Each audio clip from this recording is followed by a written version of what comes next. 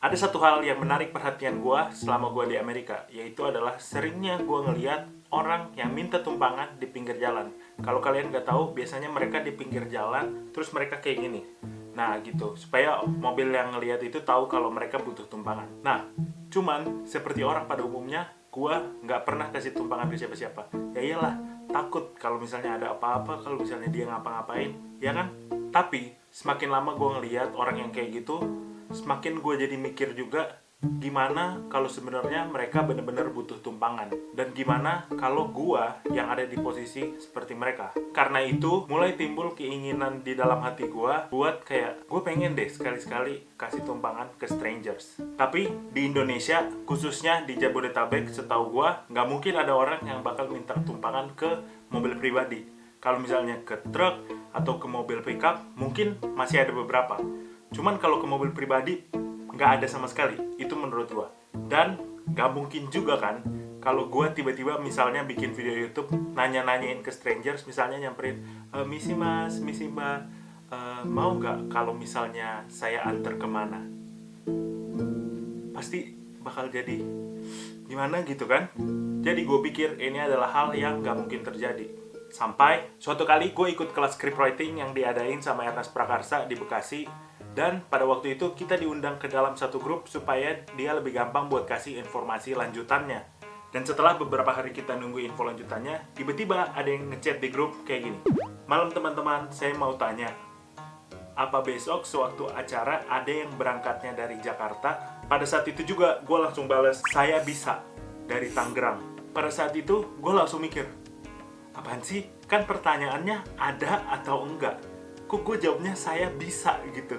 Jadi setelah itu gue langsung ngechat orangnya, terus gue tanya, misi kak, maaf tadi nanya ada yang dari Jakarta itu maksudnya butuh tumpangan apa gimana? Kalau emang butuh saya bisa gitu. Dan untungnya dia butuh tumpangan. Nah setelah kita ngechat itu, tiba-tiba ada yang bilang di grup juga kalau dia dari Tangerang dan mau bareng juga. Akhirnya yang tadinya cuma satu jadi 2 orang yang bakal ikut sama gua numpang bareng dari Tangerang, karena waktu itu gua juga dari BSD ke kelas di Bekasi. Dan itulah tadi awal mula dari perjalanan ini. Halo guys, Anjas. Jadi sekarang lagi mau ke McD karena kita janjian ketemuan di McD BSD ya. Jadi ya udah saja kita jalan. Tiba-tiba masnya yang tadinya mau nebeng gue dari Tangerang ke Bekasi bilang kalau tiba-tiba dia ada acara mendadak dari kantor dan nanti dia akan berangkat sendiri. Ya, buat si mas, sampai ketemu lagi deh di sana, dadah. Dan saatnya berarti sekarang kita lanjut ke yang satu lagi. Jadi bad news guys, sekarang gue udah 26 menit dari tempat tujuan. Kita kan janjian di Jatinegara dan sekarang udah jam 7:05. Tapi ini bad newsnya adalah sakit perut guys. Mana dari tadi gue lihat kagak ada kayak misalnya McD atau apa buat mampir bentar. Aduh silo lagi. Yang sudah pasti AC udah mati ya.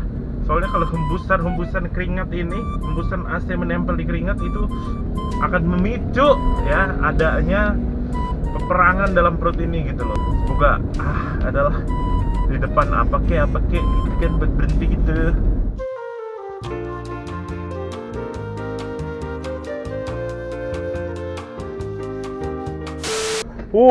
Out of nowhere tiba-tiba ada Circle K. Jadi saatnya kita coba tanya mbak-mbaknya kali ya. Ini sih mbak, ada toilet nggak ya mbak? Toilet di belakang kiri. Belakang kiri, oke makasih.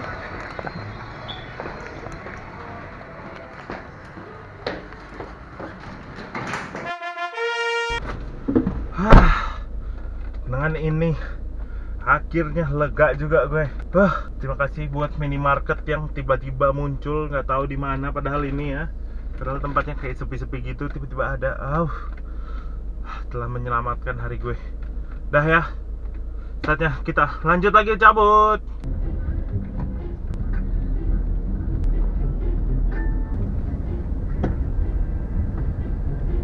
Setelah jembatan, tadi kan jembatan, haltenya mana ya?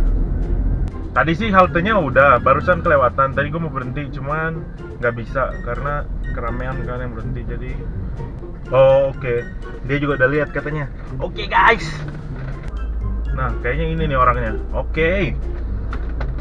Jadi pada saat itu gue belum kasih tahu kalau gue lagi rekam video atau lagi buat YouTube. Pokoknya gue belum kasih tahu apa-apa karena gue pengen ngerasain orang gak kenal nebeng gue gimana gitu rasanya tanpa gue ngasih tahu. Maksudnya kalau gue udah kasih tahu pasti kan dia juga lebih nyaman naik ke dalam mobilnya, dan kita mungkin udah kenalan dulu lewat chat atau gimana gitu kan. Nah jadi gue memilih buat gue nggak kasih tahu dulu. Gue mau turun, cuman ini jalan raya. Bener udah bener.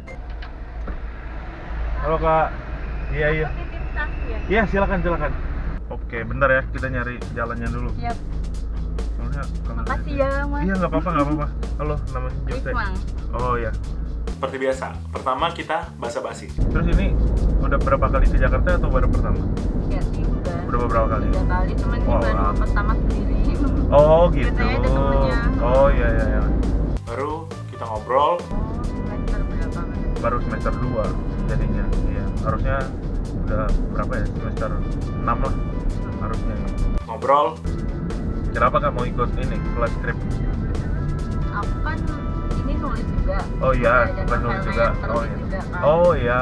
Nah kemarin itu waktu dasar yang beasiswa kan aku ngirim sinopsis kan itu kak. Kan. Ngobrol. Sebenarnya kalau mau dibilang caranya apa bahasa Inggrisnya benar juga nggak 100% benar. Cuman dia berani ngomong aja gitu. Kalau kita kan biasanya dulu aku juga termasuk, aku tahu sebenarnya aku bisa bahasa Inggrisnya. Cuman kalau lihat bule itu udah kayak aduh. Nggak bisa. Iya nggak pede benar. Dan ngobrol lagi. Masih kecil berarti ya 21. Ya kan? Aku merasa tua. Sama, aku juga kalau ngelihat anak yang SMA aku ngerasa tua. Padahal dulu SMA kayak ngerasanya wow udah SMA nih gue. Gitu.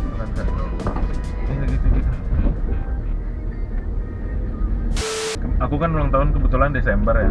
Terus kebetulan itu bareng sama tanteku sama omaku. Maksudnya beda tanggal sih, cuman sama-sama Desember. Jadi waktu itu pas aku pulang ke Manado waktu itu ya emang biasa pulang ke Manado. Terus mereka ngerayain ulang tahun bareng-bareng gitu kan, bareng aku, bareng oma, bareng tante. Aduh kucing.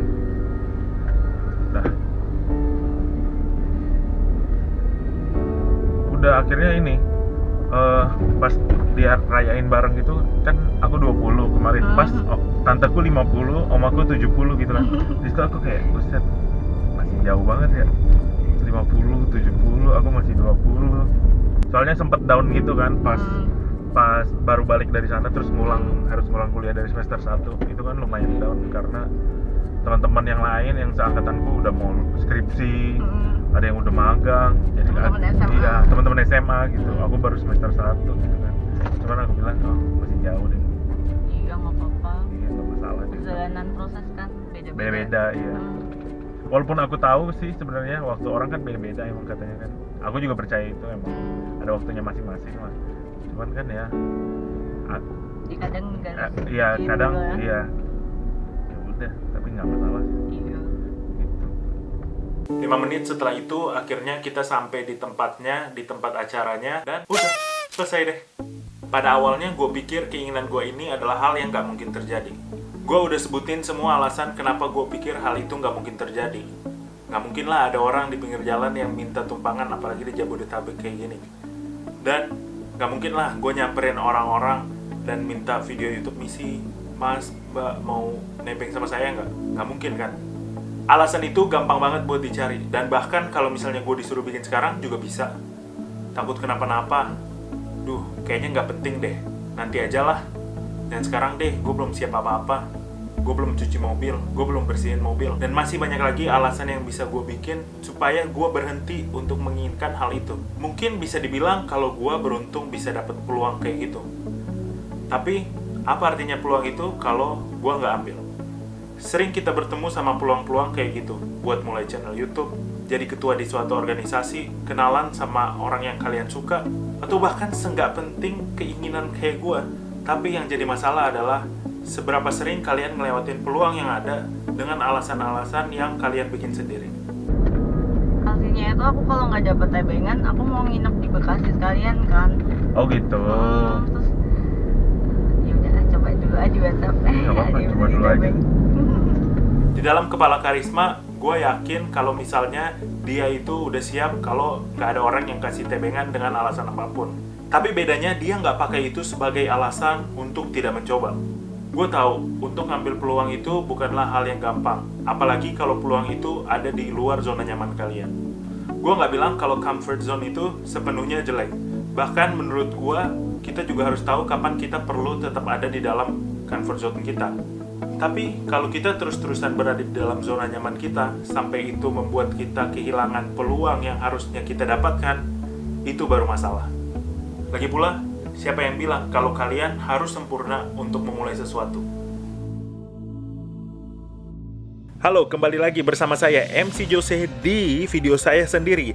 Dan di video kali ini saya lupa untuk memberitahu bahwa tulisan-tulisan dari Karisma itu, seperti yang kalian tahu, dia udah nerbitin novel. Jadi kalian bisa lihat tulisan-tulisannya dia, salah satunya lewat Wattpad. Kalau misalnya kalian mau ngelihat tulisannya lewat Wattpad, nanti linknya gue kasih di bawah. Dan dia juga udah ngeluarin novel, judulnya itu Happy Birthday, kalau nggak salah ya. Semoga saya benar. Jadi kalian boleh cek tulisan-tulisannya dia kalau emang kalian suka baca. Jujur sebenarnya saya juga belum mengeceknya secara sendiri, karena saya memang jujur agak kurang suka baca. Jadi memang pada tahun ini resolusi saya adalah mulai yang namanya belajar membaca buku, ya. Jadi kalau emang kalian suka baca dan kalian suka Wattpad apalagi, silahkan dicek tulisan-tulisannya Karisma yang ada di description box di bawah. Oke, itu aja pesan dari saya. Sampai jumpa di video saya selanjutnya. Dadah!